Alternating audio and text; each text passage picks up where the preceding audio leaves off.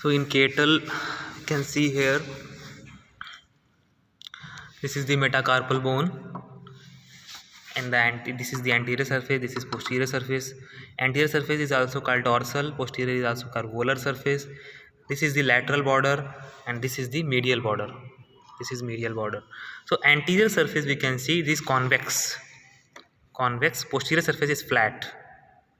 So convex anterior surface is medial, we can see here vascular groove. This is vascular groove.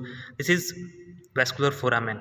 This is anterior or vascular groove, and this is indicating that double medullary cavity, and anteriorly it is separated by this groove, indicating this is formed by combination of third and fourth metacarpal, that is representing third and fourth metacarpal. And we can see one more thing, and you can see this is the foramen which communicate posteriorly at this aspect. It is going sometimes anterior aspect also, some foramens also visible here. So and the proximal extremity we can see this is the second third fused carpal, this is fourth carpal, second third fused on medial side. We can see this is medial border and this is the metacarpal tuberosity. Here in another bone also we can see this is metacarpal tuberosity, this is second third fused carpal bone, and lateral aspect we can see this is the fourth carpal bone, and this lateral aspect is joining here the small metacarpal. So this is the area which we can see for the attachment of the small metacarpal, that is representing fifth metacarpal. In this aspect it is found, but it is not here in this skeleton. Then at distal end we can see these are the two condyles which are joining the first phalanx. This is first phalanx, this is second phalanx, this is third phalanx, forming the hoof here. So this is the first phalanx and this is the condyles, that is medial condyle, this is lateral condyle separated by cleft.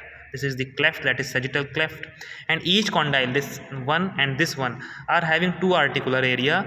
This is having separated by this ridge, that is a ridge which we can see in the mid of the condyles, and here we can see this is the area for the attachment or joining of the ligamentous structure, that is here it is found. Then at the proximal end we have seen, at distal end of the metacarpal we have seen. Now come to the posterior aspect. Now we can see that this is this flat, posterior surface is flat.